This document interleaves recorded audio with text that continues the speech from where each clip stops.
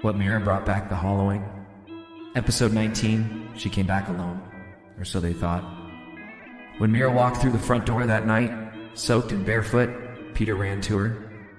He held her, he cried, but Layla didn't move, because Myra's eyes weren't wet from tears. They were wet from the rain inside the walls. "Where were you?" Peter asked, holding her small face in his hands. She smiled, but not a child's smile. She opened her mouth, and nothing came out. Only the hum. It's that horrible, low, vibrating hum that had haunted the hallway since the spiral first appeared. "Mira," Layla said cautiously, "did something follow you?" Mira blinked, once slowly, then turned her head all the way around, and naturally silently, and stared at the crack in the ceiling. From that crack, black water began to drip. One drop, then two, then a stream. Peter looked up. "Is there a leak?" But Layla already knew that wasn't water. It was memory. Memories of other lives, other families, other children who had entered the spiral and never come out. Each drop was filled with an image some too horrible to understand. And Mira began to hum the same frequency as the house. Perfectly in tune, she stepped toward the kitchen. The spiral followed. Wherever her feet touched, the ground darkened. The wood rotted, time bent. The clock hands began spinning in reverse. Layla called out to her again.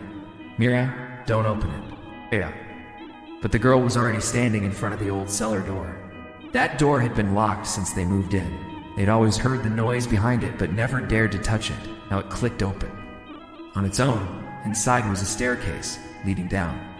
But this time it wasn't bone, it was flesh. Walls pulsed, lights flickered.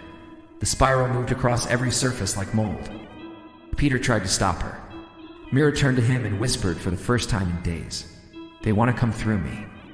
And then the spiral burst across her face, growing like fire. She stepped down into the cellar, and behind her something crawled out. Not a creature, not a ghost. It looked like Myra, but larger, stretching, unfolding, smiling with too many mouths. Peter screamed. Lila couldn't move, because at that moment, every mirror in the house shattered, and each piece reflected a different version of them. Some dead, some twisted, some still screaming. Spiral in the ceiling began to widen. It was becoming a mouth. From inside, voices whispered, "The family has returned." Then all the lights in the town went out.